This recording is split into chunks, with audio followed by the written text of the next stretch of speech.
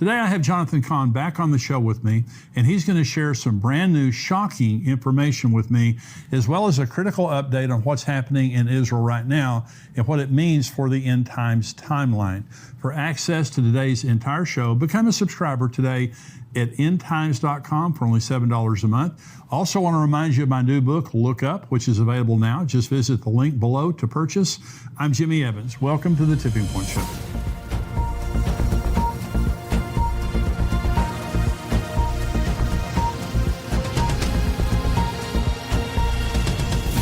You said that something happened last year, which was a Shemitah year, that continues the mystery of the Shemitah. Yeah, and by the way, Jim, I've never shared this anywhere. I mean, this is, when I think of Shemitah, I think of you. For some reason, we talk about it. But yeah, now the first thing for those who know about the Shemitah, and first of all, I always put in from the beginning, I put in the caution. Listen, God doesn't have to do anything. You can't put him in a box. Nothing has to happen. But be ready, be aware. But the Shemitah is the 7-year mystery, the 7-year the ordination of God. That on the 7th year, debts are wiped out. It's an economic wipeout. It's all that. Now it's a blessing. But when you turn away from God, this thing actually becomes a countdown for judgment in the Bible, the 77s of death, right. The whole thing. But so the point is, it's not that it has to happen, but it happened again. But when 2001, you had, 2008, and on the exact day of the Shemitah, you had the greatest wipeouts in history. 2015 was also, it wasn't, the most dramatic was 2001 and 2008, but 2015 was also the next time you had the stock market go into the red. It hadn't happened since 2008. Losses. You had the greatest, some of the greatest crashes in all the other markets or trade. China collapsed by $500 billion. But now, 2022, what happened? Did anything happen? Yeah, it happened. 2022 was the worst year of the stock market since 2008, the Shemitah of 2008. It was the worst year of the bonds and stocks since the Great Depression. It was the worst. The thing about it was the worst year in the bond market. Okay, usually if the stock market crashes, the bond market will stay. Yeah. Bond markets are but this year both of them crashed, and it was the worst year for the bond market in the history of the bond market. Oh my God! This Shemitah absolutely was the worst year ever. It was the worst year of stocks and bonds combined, the global market in history as well. Lost about $30 trillion. The markets like the NASDAQ and the S&P were down 20%, 30%. People don't realize it was, and you had the Bitcoin crash. It was one of the, some people said it was the worst year ever because it affected everything. But yeah, it happened again. And the Shemitah began in 2021 in September. By January, the stock market reversed itself, and it was going down since then. Then, when you get to the peak, the peak that Elul 20 at the very end is the peak. You had a crash all over on that week that brought every market into the bear market on the week of the Shemitah. Now after that was over, only afterwards do you start seeing a recovery. Now we don't know what's going to happen after, but yeah, I've never shared this anywhere, Jimmy, but actually it came back in full force. Wow. Well, that's the reason that you're the one that originally was talking about the Shemitah in 2001, 2008, 2015, now again on 2022. Yeah. So let me switch gears a little bit. I want to talk a little bit about Israel. And I know you're very connected to Israel. What is happening there right now in this morning's newspaper, Israel's wanting to annex.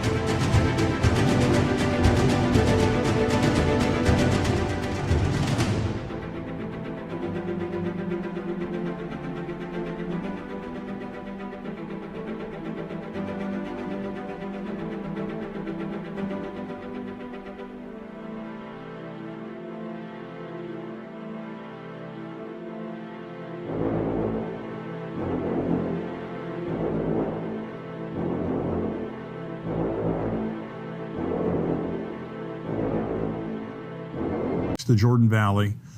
They're wanting to build 10,000 more houses in Judea and Samaria.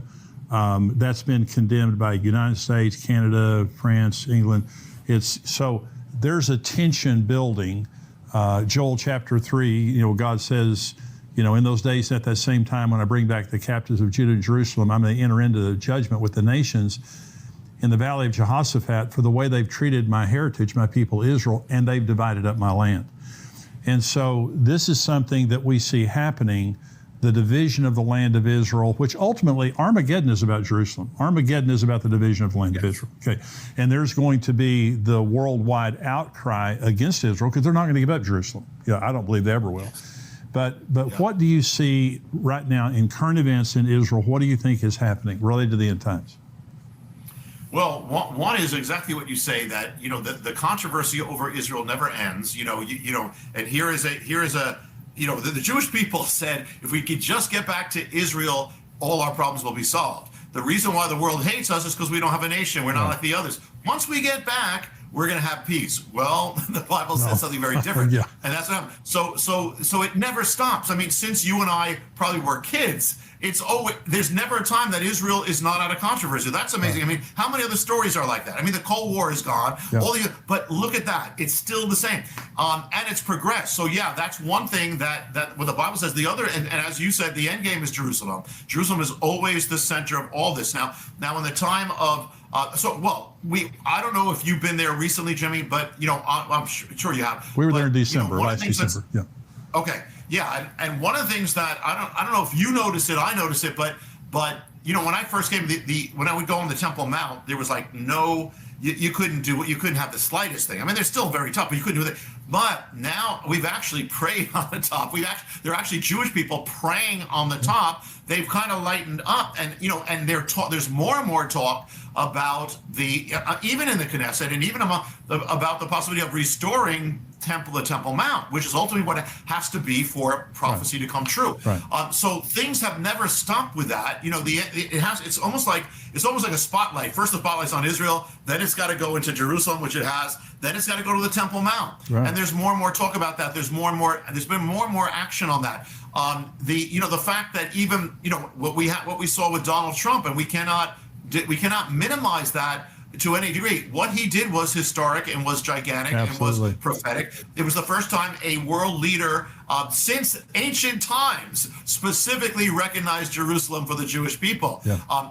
And so this is and by the way, let me throw something out of it. But I wrote the book called The Oracle about that. But one thing about that is that to America, Trump, and we'll see what happens in this election, but America, Trump is a Jehu in every way, and as we spoke.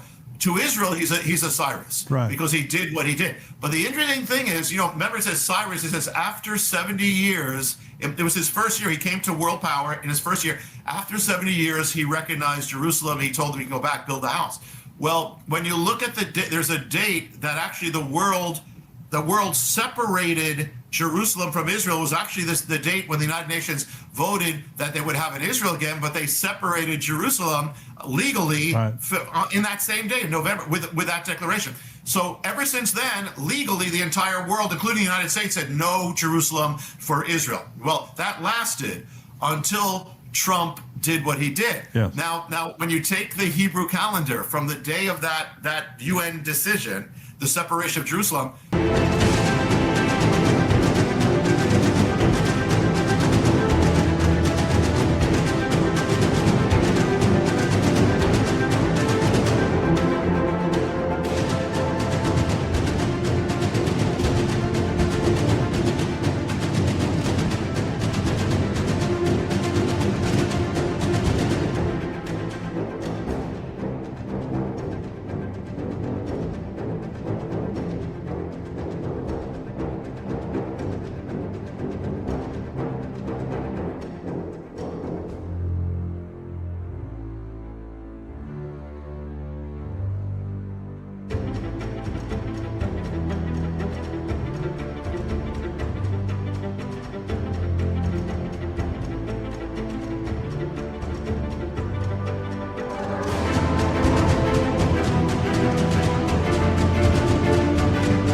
You take 70 years, And it says in the Bible, after 70 years, then Cyrus issued the proclamation. The day after that, you take 70 years exactly, day after is the day that Trump issued the declaration of Jerusalem. So God has his way, and no matter what happens, no matter what the world says, no matter what the United Nations says, Israel is not moving, and Jerusalem is not moving. And our eyes need to be on the Temple Mount, because we know it, and that is where it's all converging. Well, we were there in December, and we went through the Temple Institute. I don't know if you've ever been through there, Yes. but fascinating tour through there. And they began by saying, these are not replicas. These are not just lookalikes. These are kosher. All of the instruments, all of the musical instruments, all of the wardrobe for the priest, these are all kosher, and these will be used in the third temple. And one of the things that was very interesting, Rabbi, when we were leaving, the last thing we saw was a replica of the Ark of the Covenant. And they said, we know the location of the Ark, and when the time comes, we'll go get it. And so what I believe was that when you look at, I have a rabbi on the show, Mark Biltz from Washington State. Yes. But we talk about the blood moons. In 1949 and 1950, that was the Holy Land. In 1967, 68, that was the Holy City. But then in 2014 and 2015, there were also the tetrad of blood moons. I believe in 2014 and 15, it was the Holy Temple, because that's about the time that there was a tremendous increase in activity and freedom for the Jews on the Temple Mount. And I don't know the timing of this, but you know as well as I know, there's going to be a rebuilt temple. At some point in time. Let me ask you one more question before I let you go. What do you think about Iran? Obviously Ezekiel 38 and 39, we're seeing that war unfold. Now, we don't know exactly when it's going to happen. Yeah. Iran has now a hypersonic missile that can reach Israel in 400 seconds, 6.66 minutes. They believe that the Israelis believe that they're very close to enriching enough uranium to have a nuclear weapon, which obviously this is an existential threat to Israel. They cannot wait to get attacked by Iran. What do you think about what's going on? Yeah, maybe. Well, Jimmy, when I was just coming to the Lord, and it was prophecy that led me to the Lord. I picked up the late great planet Earth. I was an atheist. I picked up the late planet Earth. That got me started. And I went to this prophecy thing. I wasn't a believer. I'm a Jewish guy coming in there. And they're speaking about Iran, about the prophecy of Ezekiel 38 and 39. And it clearly says Persia, and we know it's Iran.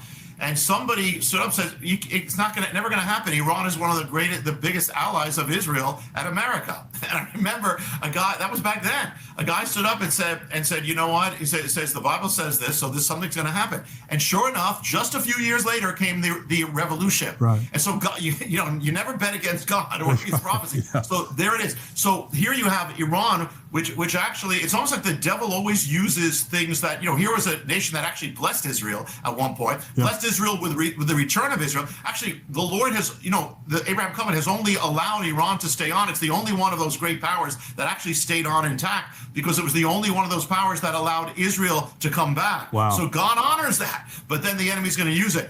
Clearly, Ezekiel gives speaks of Russia, and people try to kind of that's.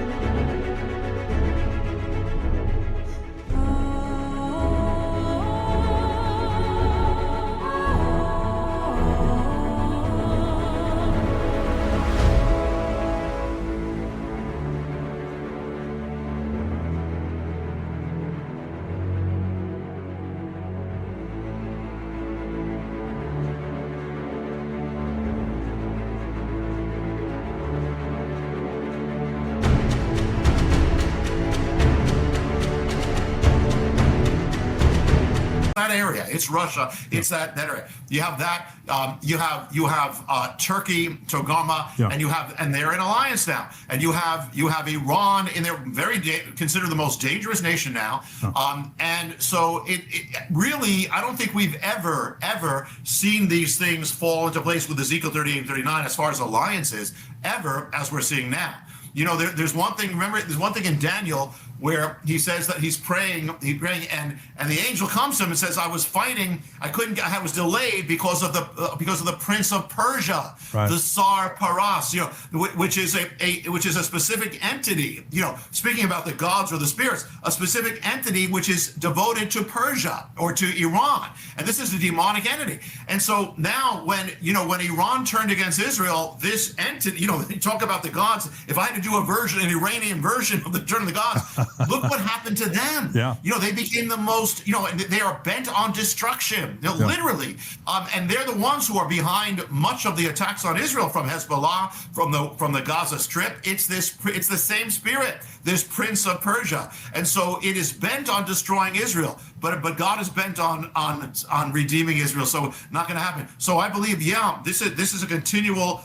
We talk about spiritual things behind the physical. There's a war between Michael and the Prince of Persia behind Netanyahu, behind all this, and it's going to go until it's fulfilled. And we know who wins. Yes, Rabbi, Return of the Gods, your newest book, Jonathan Cahn, New York Times bestselling book. You can get this anywhere. Amazon, your local bookstore. Anything else you want to say about how people can contact you? Yeah, thank you. Yeah, you can get it anywhere. I pray that people get it not just for themselves, but for people in their lives, because everybody has people in their lives who are subject big time in this, and that God would use it to free them. The other thing is that a little while back, the Lord gave it the opening to have a motion picture in theaters across America. By the way, Jimmy, and I'm just saying it to the glory of God. By God's grace, when it came out, it was the number 2 movie in America, just under Doctor Strange, Marvel's Doctor Strange. You know? So God used it. But if you missed it or you saw it, it's now streaming everywhere on Amazon Prime. If you can get.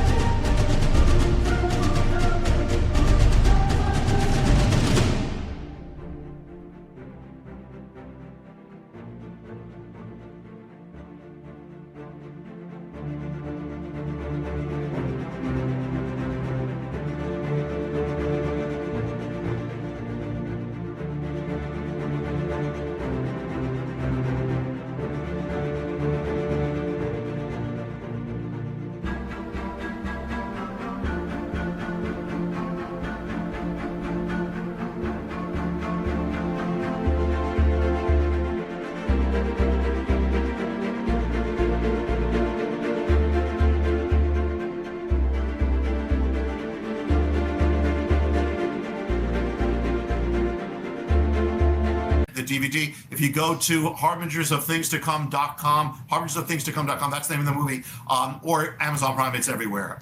But Jimmy, it's always a blessing to be with you. And I just heard we're going to be together with Perry, our friend Perry Stone. Yeah. That'll be a blessing too, but always a blessing for what you're doing. From the day we first met in New York City, I've always been blessed by your ministry tremendously. You're a dear friend, and you're the most brilliant end times guy I know, and I tell everybody that. Your materials are just, they freak me out. I mean, it's just, and they're so enlightening and so encouraging, but you just bring the ancient history to today and just prove God is in all these things that are happening. And we know who's going to win. Bless you, my friend. We'll see you next time. God bless you. Okay, God bless you. We have much more from Jonathan's interview on our subscription site, endtimes.com. He's going to be sharing some brand new research he has just learned about the Respect for Marriage Act. Is this demon possession that is taking place in America? Jonathan will be unpacking that and much more. To become a subscriber and see the entire show, visit endtimes.com and join us for only $7 a month. Along with the rest of today's interview, you'll get access to all of our End Times articles, shows, and teaching. Join us at endtimes.com today.